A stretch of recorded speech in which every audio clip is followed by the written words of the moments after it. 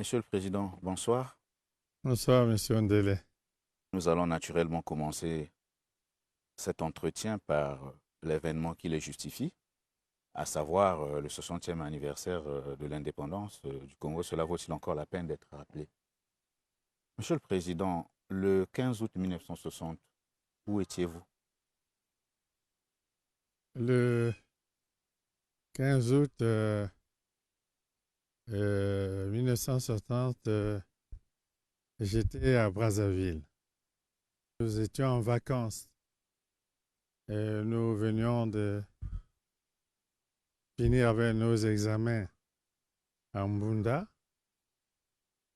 Et nous étions donc en vacances scolaires ici à Brazzaville. Est-ce que vous gardez quand même un souvenir précis de cette époque-là? Bon, beaucoup de souvenirs parce que nous étions en vacances ici.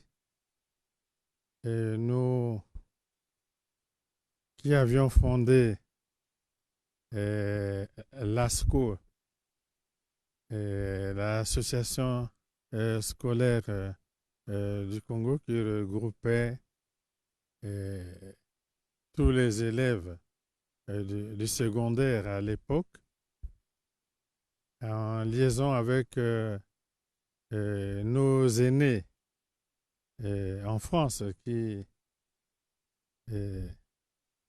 luttaient dans le cadre de la FEANF, Fédération des étudiants d'Afrique noire en France. Et déjà, ils menaient ce combat pour la libération de notre continent, notre association qui se battait un peu sur le même chemin en lutte contre toutes les injustices dans la société coloniale et s'inspirait du combat de la FEANF en France. Et nous, donc, qui avions créé l'ASCO ici, avons, pendant cette période, vécu l'indépendance du Congo-Kinshasa le 30 juin 60. Et donc avons suivi avec beaucoup d'enthousiasme les déclarations du Premier ministre Patrice Lumumba. Vous voyez donc. Qui ont irrité le colonisateur. Et pour cause. Mais du 30 juin 60 au 15 août 60, vous voyez que notre jeunesse ici, celle qui s'efforçait de militer pour le triomphe de ces causes-là, était dans l'enthousiasme. C'était l'enthousiasme véritable, hein, lorsque nous suivions les déclarations du Premier ministre Patrice Lumumba le 30 juin à Léopoldville. Qui n'était même pas prévu dans le protocole, mais qui est tombé comme un Deus ex machina. Il n'était pas prévu, lui. C'est pourquoi peut-être il a eu des ennuis après. Ah oui, les ennuis, nous n'aurons pas le temps d'en parler. Mais nous vivions cette période, vous voyez, 30 juin 60, 15 août 60, c'était quand même l'effervescence ici. Monsieur le Président, vous évoquez l'ASCO, vous évoquez la FEANF, vous évoquez aussi les déclarations du Premier ministre émérite Patrice Lumumba. On réalise que trop nos nationalistes, les Africains, rejetaient donc toute forme de domination. L'indépendance pour les Africains se présentait comme une perspective qui leur ouvrirait des horizons sans limite. Mais 60 ans après, est-ce qu'on n'a pas l'impression que l'Afrique fait du surplace? Elle a du mal à trouver de consensus sur un certain nombre de dossiers brûlants. La concordance des points de vue est souvent obtenue très difficilement. Et lorsqu'une crise surgit, on note toujours la faiblesse de l'Afrique à réagir ou à la juguler. On ne fait pas du surplace, là, après toutes ces années d'indépendance? De sur place, non. Et disons que cela a été une longue période de lutte, hein, des peuples avec des fortunes diverses. Et on peut quand même dire que pendant cette période, malgré les divergences, il y a eu la naissance de l'Organisation de l'Unité africaine. C'était un compromis historique important. Et il y a eu quand même, au niveau de l'Afrique, le soutien au lieu de libération parce que tous les pays africains n'étaient pas arrivés à l'indépendance en 1960.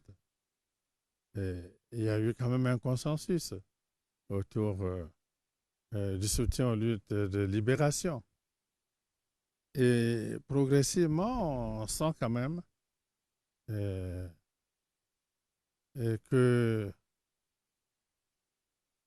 quelques accords se font au niveau des dirigeants lorsqu'il s'agit de viser les objectifs de développement. Je pense au NEPAD, je pense à la zone de libre-échange économique, commercial en Afrique. Je pense à la mise en place de communautés économiques régionales. On ne peut pas aussi dire que tout ça ne s'est pas aussi produit sur fond de la guerre froide qui a divisé le monde. Mais c'était une période de lutte avec des hauts et des bas. On ne peut pas dire qu'on a fait du surplace. Donc l'Afrique avance à son rythme et à celui de Oui, l'histoire, certainement. en tenant compte du contexte international et des rapports de force, sans aucun doute. Le 15 août 1963, l'abbé Fulbert Youlou, premier président du Congo indépendant, est renversé par un mouvement syndical qui entrera dans l'histoire sous le nom de la Révolution des Trois Glorieuses. Vous êtes un jeune officier. Quel rôle l'armée congolaise a-t-elle joué pendant ces événements, sachant que l'armée française était encore présente dans le pays pour assurer la sécurité des dirigeants et des populations? Bon, l'embryon de l'armée nationale a joué le modeste rôle qu'elle pouvait jouer. Je dois rappeler qu'elle était encore sous le commandement des officiers supérieurs français, le chef d'état-major, le commandant du bataillon, l'unique bataillon qu'il y avait, l'officier le plus gradé, le colonel David Moutsaka, était en second au niveau de l'état-major. Mais elle a joué modestement son rôle dans le cadre du maintien de l'ordre. Et il faut dire que les troupes françaises étaient ici, au Congo, à Brazzaville, mais avec les événements, je pense que d'autres troupes, des parachutistes, sont venus de Dakar et de Fort-Lamy, aujourd'hui N'Djamena, en renfort. Donc, l'embryon de l'armée congolaise était tout à fait insignifiante, disons symbolique, hein, dans ces opérations de maintien de l'ordre. Mais je dois signaler cependant un fait important pendant ce développement, parce que le 15 août 1963, alors que les populations de Brazzaville avaient déjà encerclé le palais ici, des populations, venus de tous les quartiers, avaient déjà encerclé le palais ici. Et on ne voyait plus les syndicalistes. Et ceux qui dirigeaient le mouvement étaient introuvables. Comme s'ils avaient abandonné le peuple à son Son sort. triste sort, oui. Et ils s'étaient mis dans une certaine clandestinité pour cause, avec des interventions de troupes françaises. C'était avant la décision du général de Gaulle qui a refusé l'intervention des troupes françaises à la demande du président Yolo. Avant cela, les syndicalistes étaient mis dans la clandestinité. Mais les populations étaient ici. Mais c'était quand même l'instinct de survie, hein? Bien, certainement. Mais alors, je peux témoigner maintenant, ce sont les officiers congolais, l'embryon de l'armée congolaise, les sous-officiers, disons les cadres, qui ont recherché les syndicalistes. Nous les avons recherchés dans la ville, nous les avons retrouvés et nous les avons amenés en réunion au camp qu'on appelle aujourd'hui le camp du 15 août. C'est bien pour cette raison-là. Nous avons, avant c'était le camp du Tchad, on l'appelait camp du Tchad ici. Le camp du 15 août porte ce nom à cause de l'événement que je relate. Nous les avons tous réunis au camp ici, dans la salle où s'entraînent les éléments de la musique militaire. Et je dois dire que pour l'histoire, même si ce quartier devrait être reconstruit, on ferait bien de garder ce bâtiment où s'entraînent les éléments de la musique. On ferait bien, pour l'histoire, de garder ce bâtiment parce que c'est à cet endroit-là que les officiers congolais à l'époque ont eu la réunion avec les syndicalistes. Et les officiers leur avaient demandé de rejoindre les populations qu'ils avaient mobilisées, puisque les populations étaient ici, autour du palais. Et c'est dans nos jeeps que les syndicalistes sont arrivés au palais. C'est nous qui les avions amenés au palais, ici. Et on doit aussi dire qu'à ce moment-là, le président Yolo, qui avait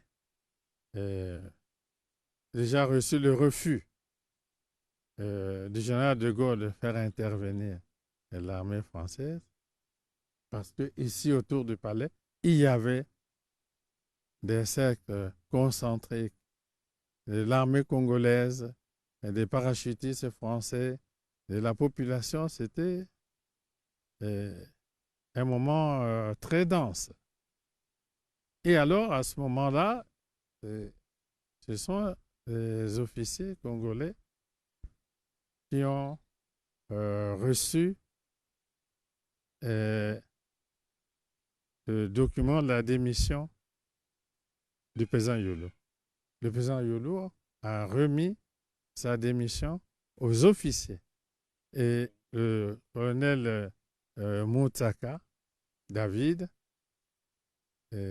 a reçu la démission du président Yolo. Donc, le président Yolo a remis sa démission au colonel Moutsaka, donc à l'armée, à l'embryon de l'armée congolaise.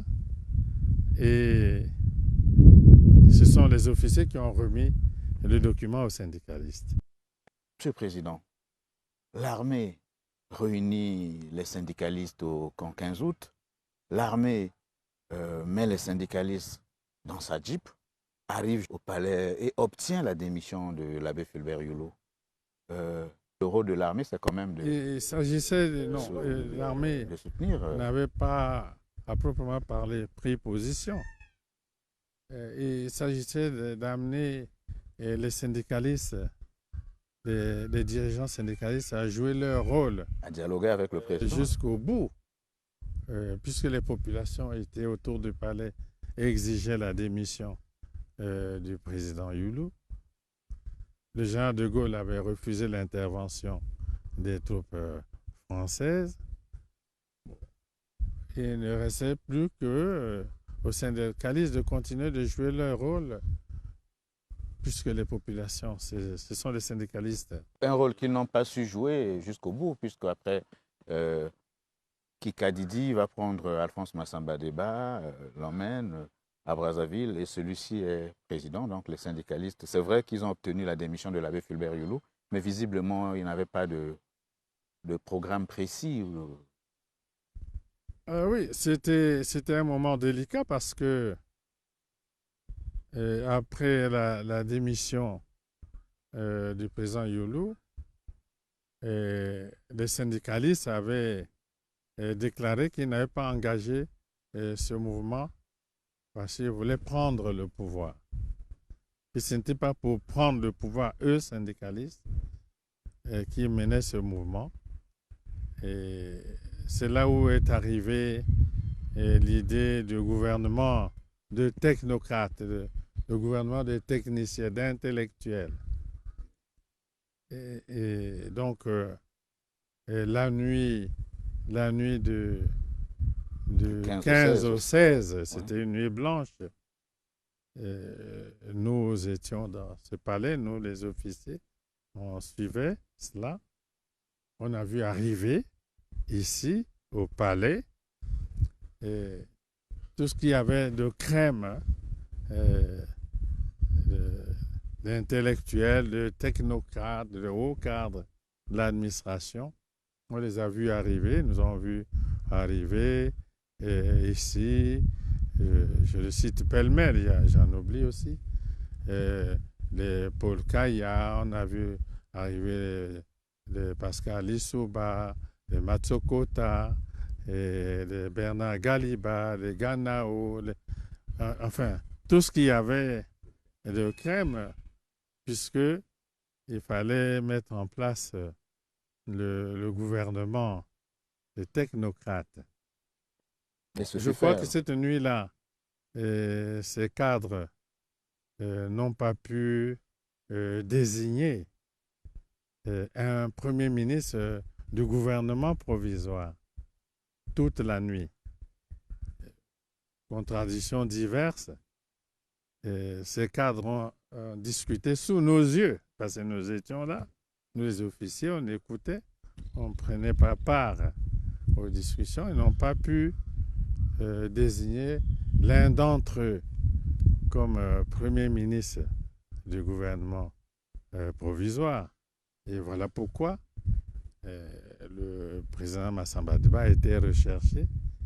Lui qui jouissait à ce moment-là de quelques contradictions avec le président Youlou, il jouissait d'un préjugé favorable dans l'opinion pendant la période. Et c'est donc dans ces conditions que le président Massamba Deba a été recherché. Je crois qu'il était à Boko. Et c'est lui qui a été comme l'homme de compromis, d'où la mise en place des institutions provisoires après les Trois Glorieuses. Ok, l'homme de compromis arrive, Alphonse Massamba Deba. Il crée le mouvement national de la révolution, MNR. Il instaure le socialisme dit Bantou, selon ses propres termes. Non, c'est le socialisme qui était écrit dans les documents du MNR, c'était le socialisme scientifique. Et lui? Bon, dans son interprétation, il a parlé de socialisme bantou, mais dans le document du MNR, que l'on peut consulter, vous les journalistes qui faites la recherche, je pense qu'on parlait plutôt de Le Le socialisme socialisme scientifique. scientifique. Parce qu'il semble aussi que la pomme de discorde avec les autres, c'était ça. C'était l'un des L'adjectif bantou. bantous. Et que le socialisme était scientifique et qu'il s'appliquait à l'ensemble des peuples du monde qui n'avaient pas besoin d'avoir une coloration bantou. C'était l'un des points chauds, non, de la contradiction, des clivages au sein du MNR.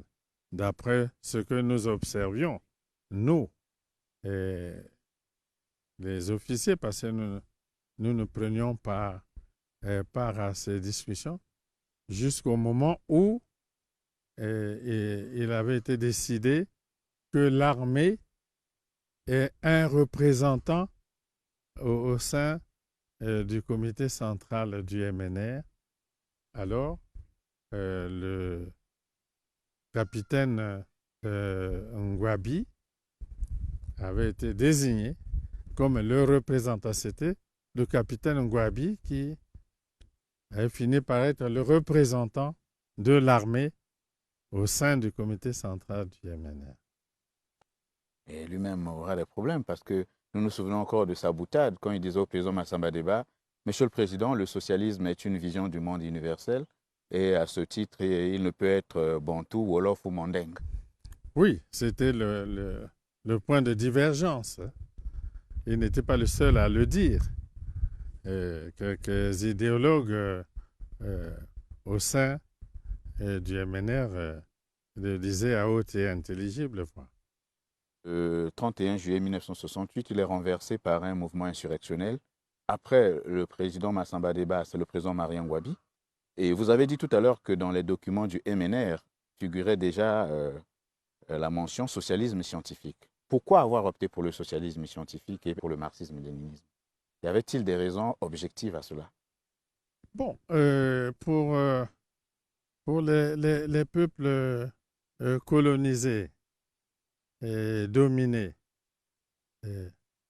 en réalité par le capitalisme ou l'impérialisme international, comme on le disait à l'époque, et pour les peuples qui étaient encore sous domination coloniale aussi, le monde était divisé, comme on le sait.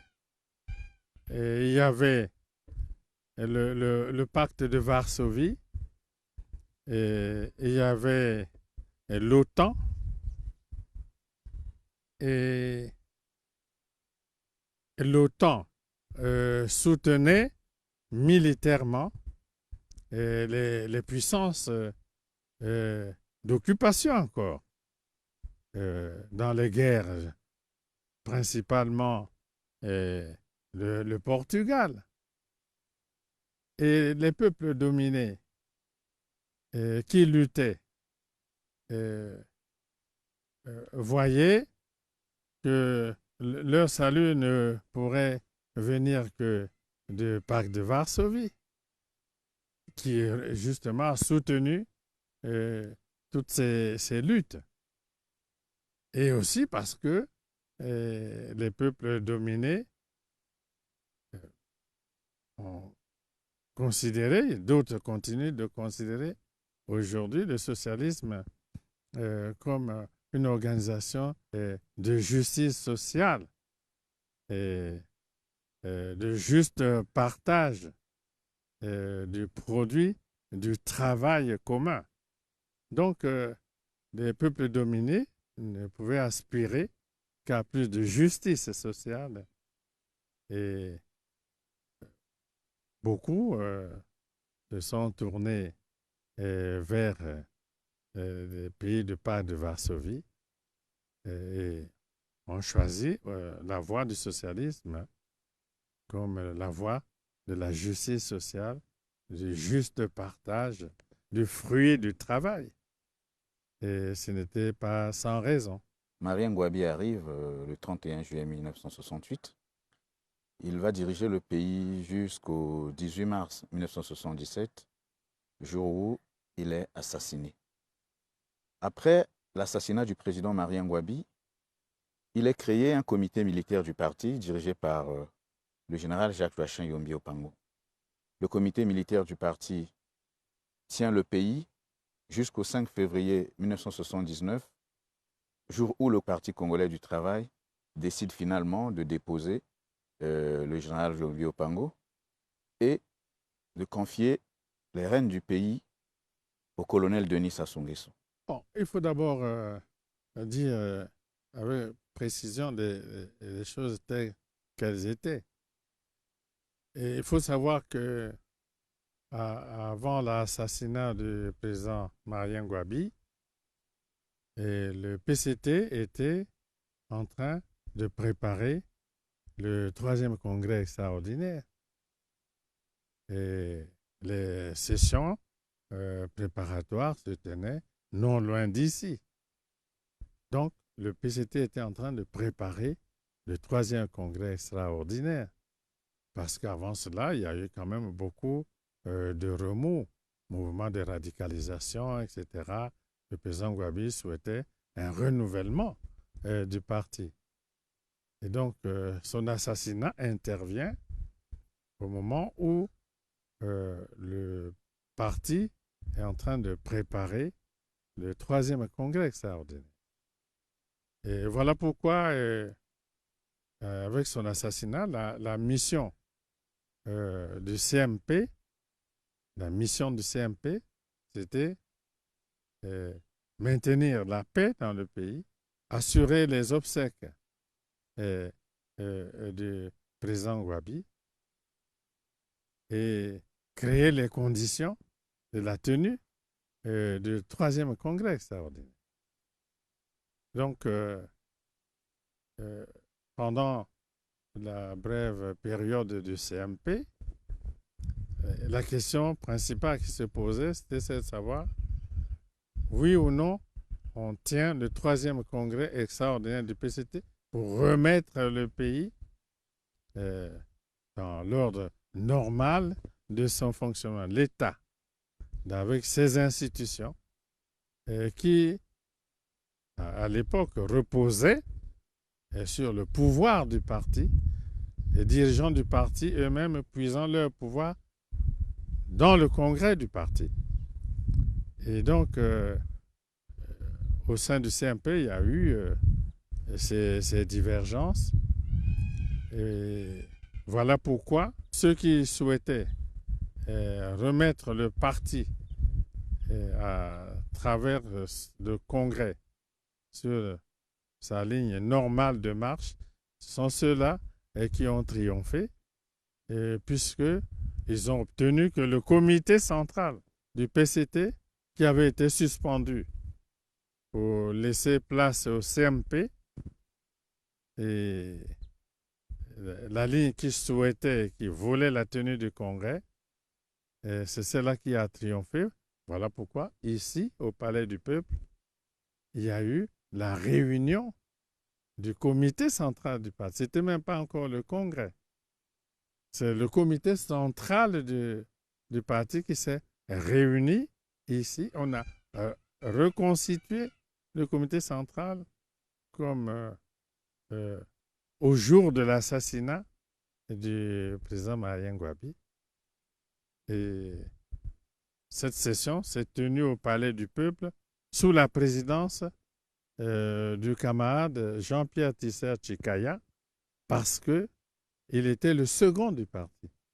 C'est au cours de cette session du comité central du parti qu'il a été mis en place le comité préparatoire au 3e congrès, toujours le même.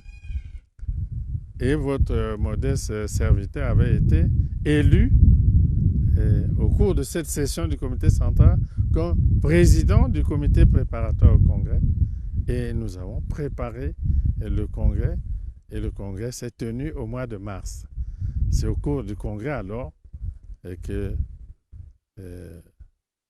votre serviteur a été élu président du comité central du parti. C'est tout un cheminement comme ça. Et quand il est élu, Il dirige le pays, il a quand même quelques priorités. Bon, mais il fallait, la première priorité, c'était remettre le pays dans sa marche normale à travers des institutions. Euh, il fallait faire fonctionner le gouvernement, faire que le pays ait une assemblée et faire que l'économie du pays reparte parce que on l'oublie souvent, il y avait une crise sévère qui frappait le pays.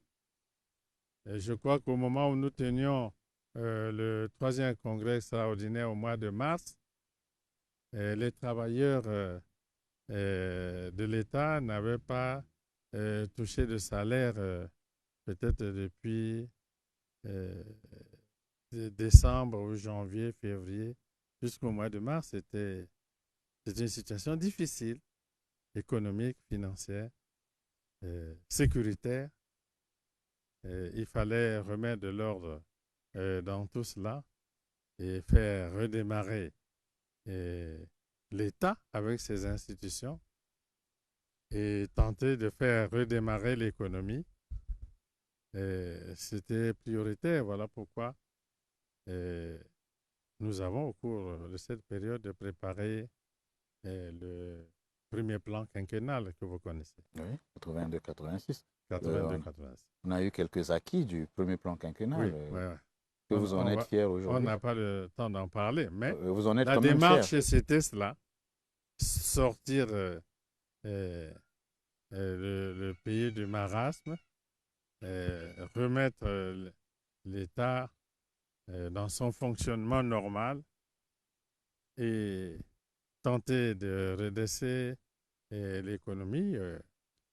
Et on a pu obtenir quelques résultats. Mais en tous les cas, on a pu observer que de 79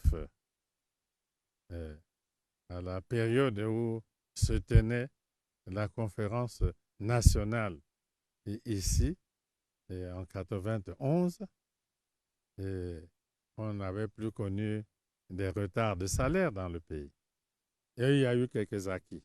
Nous pouvons dire que de 79 à 91, il n'y a plus de retard de salaire dans le pays. En 1979, vous accédez à la magistrature suprême. 7 ans après, en 1986, vous êtes élu président de l'OUA, Organisation de l'Unité africaine. Et nous avons souvenance que la lutte pour la libération des peuples d'Afrique australe et contre l'apartheid en Afrique du Sud constituait le gros de votre programme, l'essentiel de votre combat. Nous nous souvenons du Fonds Africa, une idée que vous avez lancée à Harare lors du sommet des non-alignés. Nous nous souvenons de la libération de Nelson Mandela. Est-ce que vous pouvez nous parler de manière succincte de votre mandat à la tête de l'OUA et des succès sur lesquels ce mandat-là a débouché? Bon, lorsque nous avons pris la succession du président Abdou Diouf, l'Afrique connaissait une crise économique profonde. Et il y a eu une session extraordinaire de l'Assemblée générale des Nations unies consacrée à l'Afrique. Comment aider l'Afrique à se redresser? Et comment traiter la dette de l'Afrique? C'était le dossier que me laissait le président Abdou Diouf. Il fallait poursuivre ce débat à l'international. À ce programme, à titre personnel, j'avais choisi aussi de me consacrer à la question de l'Afrique australe. Puis en troisième lieu, j'avais retrouvé dans les archives de l'OUA un dossier sur les hommes de science en Afrique. Une résolution. Il fallait organiser les hommes de science en Afrique. Moi, j'ai exhumé cette résolution. J'avais pensé que c'était un juste combat qu'on pouvait mener. J'avais ces 3 axes, d'où le symposium, euh, le congrès plutôt. Le symposium des écrivains, c'était contre l'apartheid. contre l'apartheid. Et le Le congrès, c'était des des hommes de science. C'est une autre chose. Donc, j'avais 3 axes de mon mandat que j'ai fait le tour du monde. J'ai fait le tour du monde. J'ai vu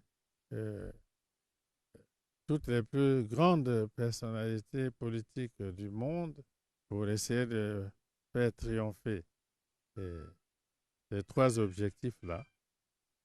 Il y a eu des avancées en ce qui concerne la lutte contre l'apartheid, et puisque nous luttions pour des sanctions économiques contre l'Afrique du Sud.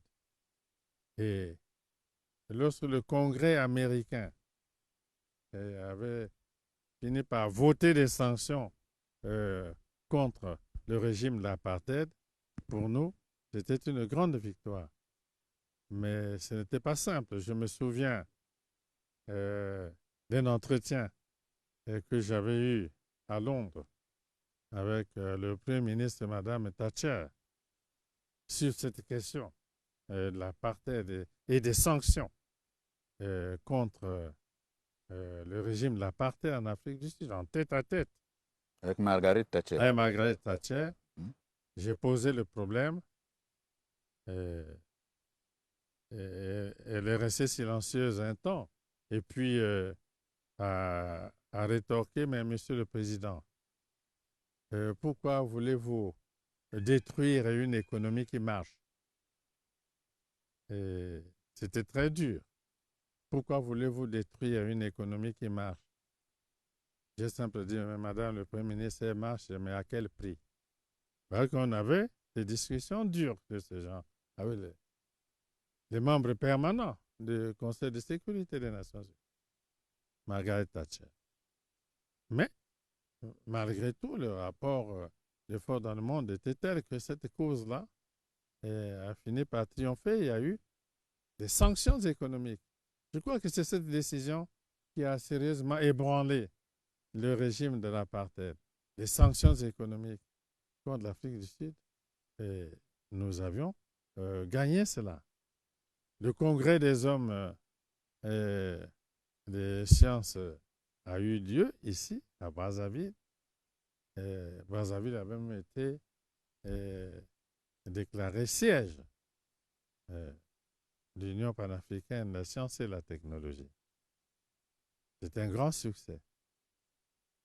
Bon, quant à la mise en œuvre des résolutions des Nations Unies sur la situation économique de l'Afrique, le traitement de la dette de l'Afrique, je crois que c'est là où nous n'avons pas gagné. Et la situation reste la même aujourd'hui. On continue jusqu'à aujourd'hui avec la crise que nous vivons de demander un traitement particulier de la dette africaine. Donc le problème reste entier.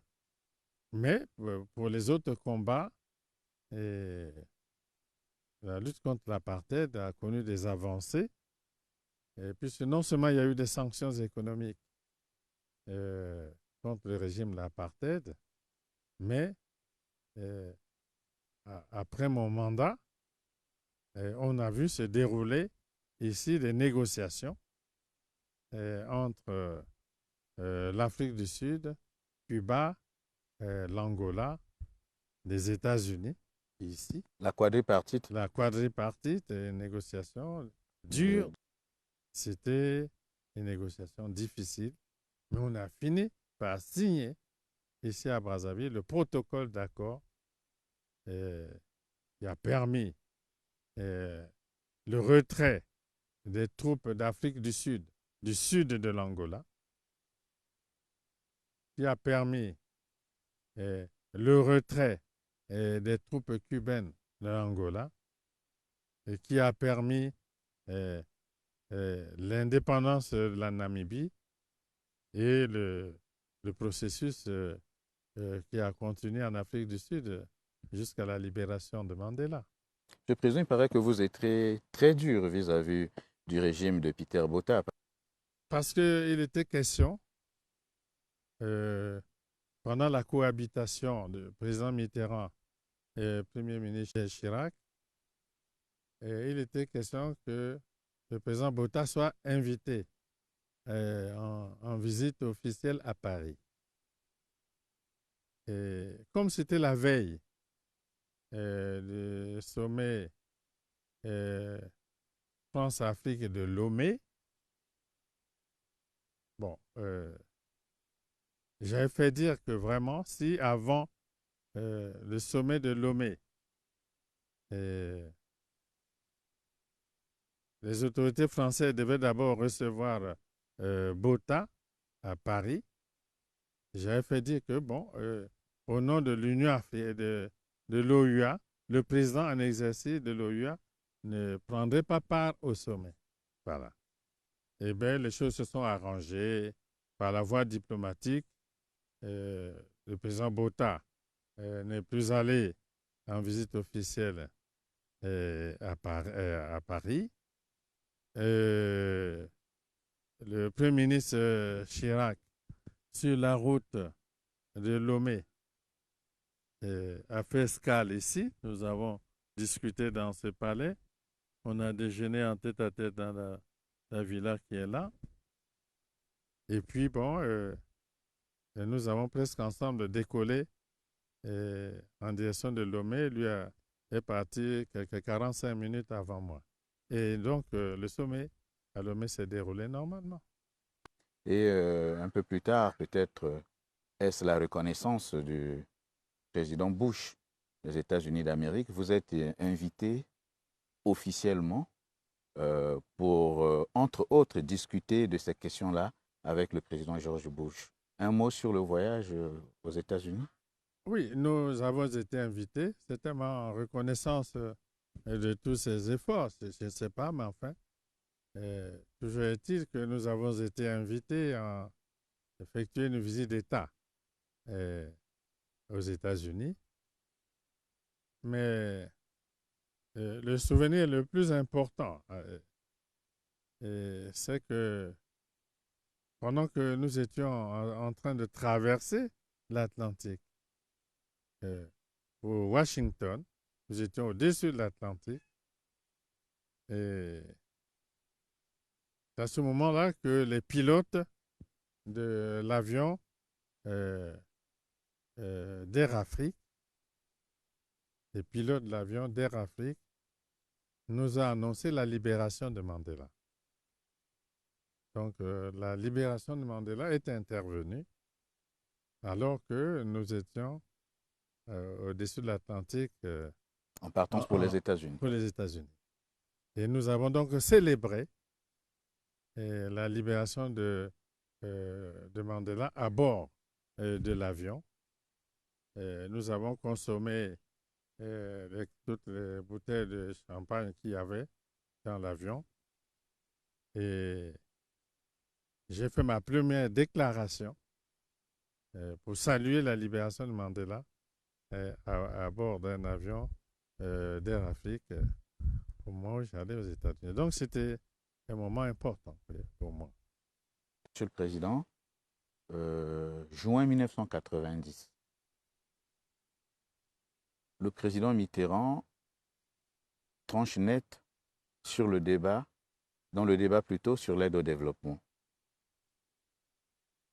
Ajoutez à cela un impétueux mouvement venu des pays de l'Est qui balait les sommets.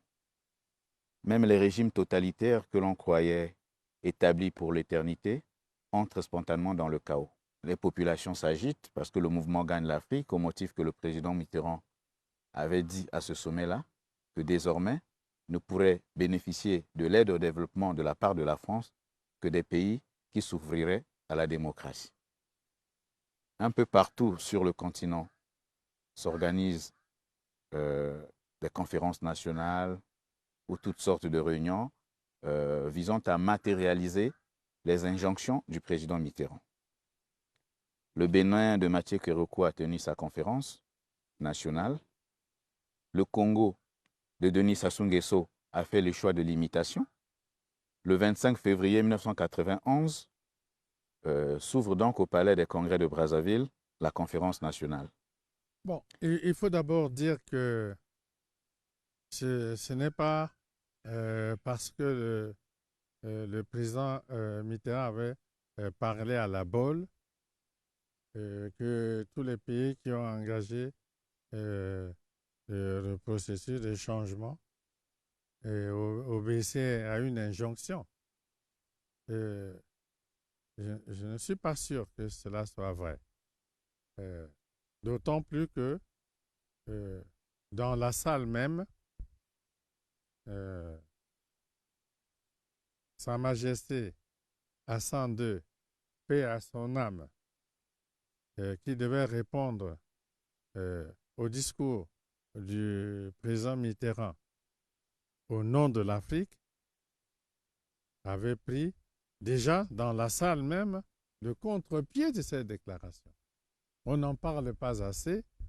D'ailleurs, la presse française, comme vous les journalistes, parfois vous savez le faire, a mis le coude sur cette déclaration. C'était une déclaration du roi Hassan II qui était très forte. Il paraît même qu'il avait refusé l'hôtel qu'on lui avait affecté. Il était dans son bateau. Mais ce n'est pas cela le plus important. Le plus important, c'est la déclaration du roi Hassan II en réponse au discours du président Mitterrand au nom de l'Afrique. Et vous feriez bien de faire des recherches pour retrouver, vous les journalistes, si vous voulez faire l'histoire, retrouver cette déclaration. Déjà, le roi Hassan II avait pris le contre-pied de cette déclaration. Toujours est-il que les changements se sont produits. Nous-mêmes, ici au Congo, avant même la réunion de la BOL, le comité central du Parti congolais du travail s'était déjà réuni et avait opté pour les changements selon une procédure différente.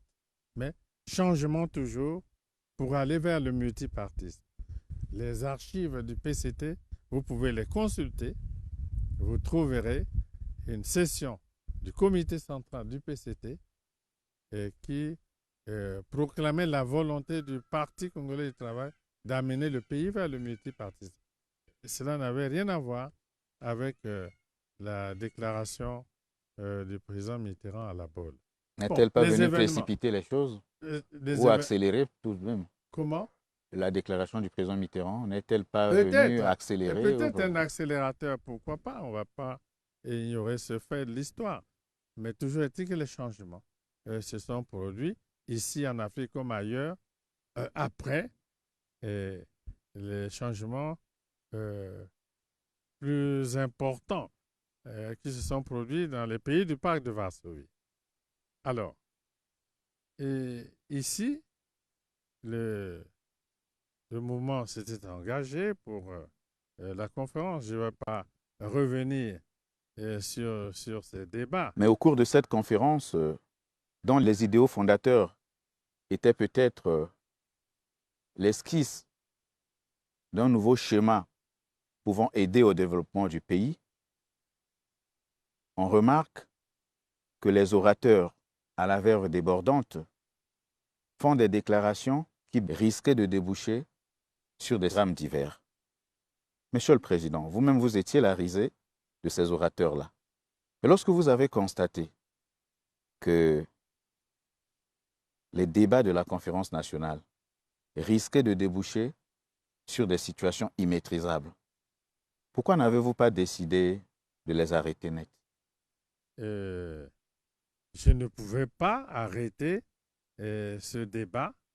Il fallait le laisser se poursuivre. La conférence elle-même était prévue pour 15 jours et elle a duré 3 mois. Et chaque fois, Monseigneur Kombo, paix à son âme, venait me voir ici. Je signais un décret pour proroger. Et je donnais 15 jours de plus, 15 jours de plus. Et elle a duré 3 mois. Mais je devais seulement prendre date. Laisser le débat se dérouler, mais prendre date. Moi, j'avais pris date en faisant cette déclaration. J'assume. J'assume. Voilà. J'assume. Voilà. J'avais pris date. Si vous lisez. Certains observateurs estiment que c'est le plus beau discours de l'ère Sassou I. Peut-être. Mais j'avais pris date. Si vous lisez ce discours de la conférence, j'avais dit que on ne devait pas engager le processus pour créer de nouvelles divisions, de nouvelles tensions, laisser d'autres parties du peuple au bord de la route. Bon, que ce n'était pas dans les violences. Et j'avais dit que la conférence devait se dérouler sans un mort, sans un blessé, sans un prisonnier. Et je l'ai dit à la clôture de la conférence aussi. Et donc, j'avais pris date. Les événements qui se sont produits après la conférence, je crois, si on les analyse bien, ils me donnent raison. Il suffit de lire le J'assume et de lire les événements qui se sont produits après. Ils sont à l'opposé de ce qui est dit dans ces déclarations. Et pour ça, j'ai préféré prendre date et non pas arrêter la conférence. Voilà. Vous avez préféré prendre date. Et après la conférence nationale, on vous a adjoint Premier ministre André Milongo.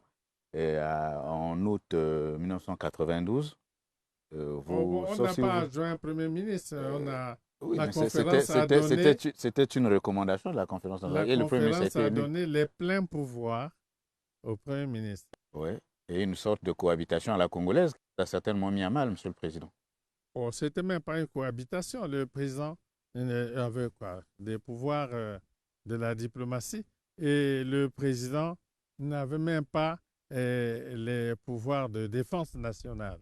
C'est inédit quand même. Et le Premier ministre avait les pleins pouvoirs pour gérer la transition et amener le pays aux élections.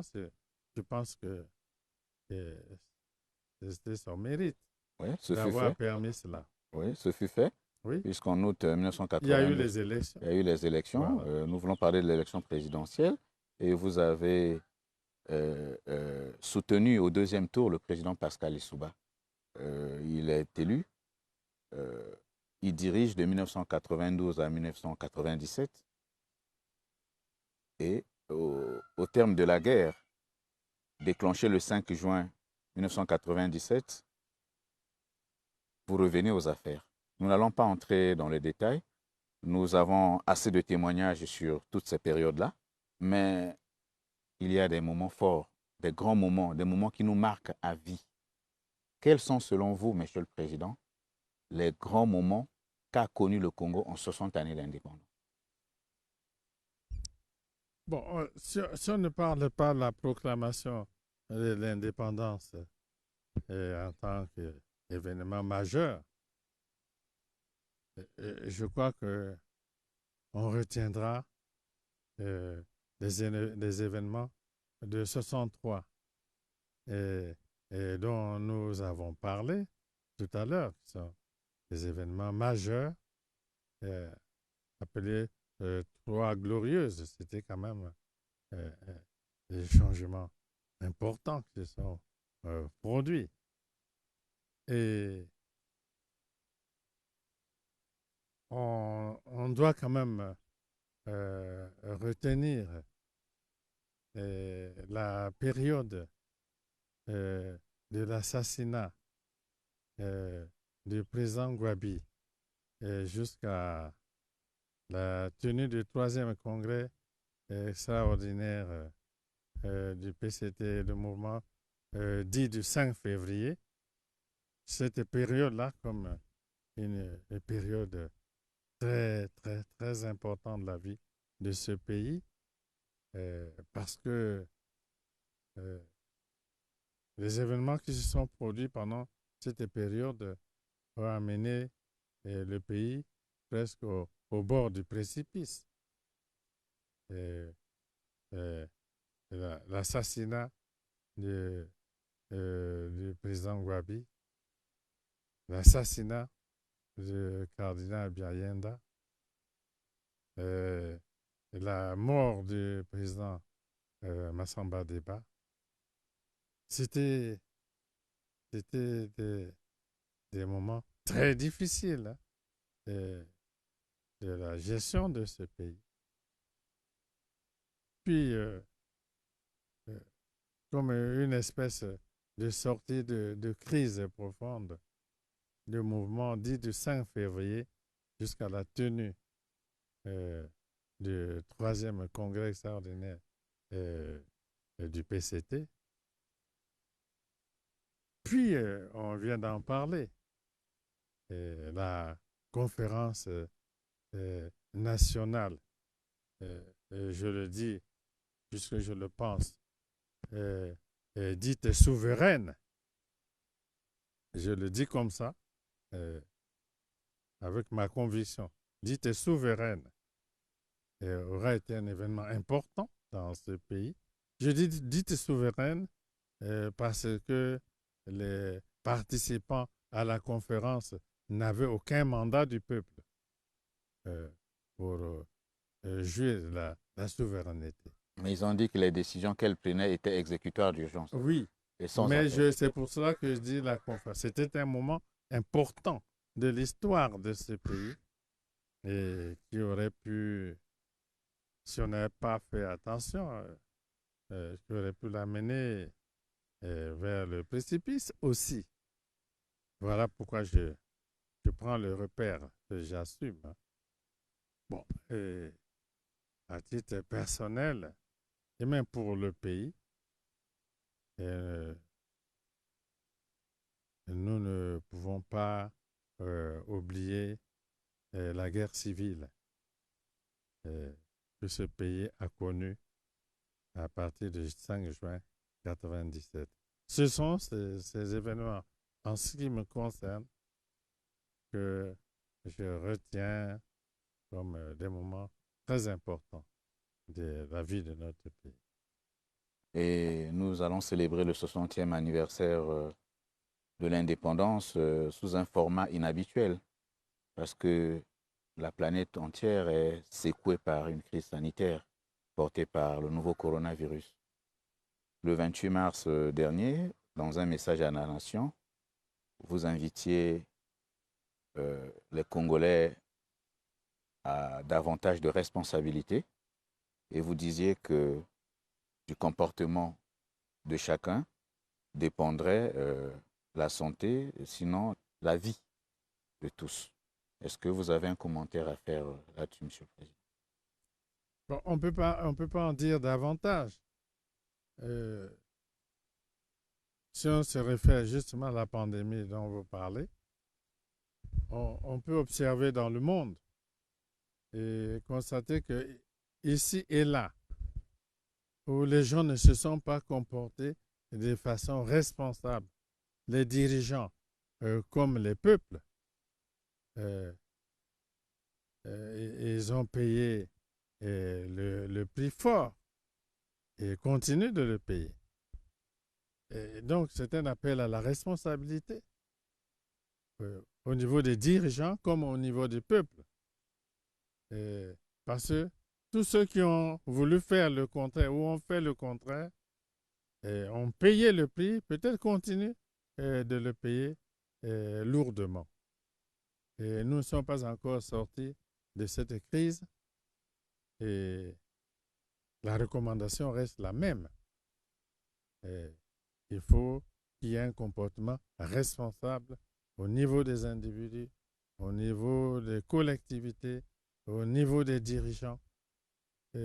Si on affiche l'irresponsabilité, la sanction est immédiate. Et dans nos pays où nous luttons presque les mains nues, je ne vois pas comment nous pouvons prendre un tel risque. Voilà, c'est le seul commentaire que je peux faire. Monsieur le Président, en quelques secondes, je vous laisse conclure cet entretien. Bien, on a survolé quelques événements. J'ai fait quelques commentaires, mais j'ai fait ma lecture. La situation du pays depuis l'indépendance jusqu'à aujourd'hui, dans mon message à la nation. Est-ce qu'on a connu quelques avancées ou non? Est-ce qu'on a fait du surplace? Est-ce qu'on a reculé? Est-ce que nous avons bien assumé notre destin? Je réponds rapidement dans un court message à ces questions. Et comme on ne peut pas tout dire dans un discours, vous garderez certainement le reste pour vos mémoires. Peut-être. Nous reviendrons, Monsieur le Président, si vous le permettez. Je vous recevrai avec plaisir. Merci, Monsieur le Président.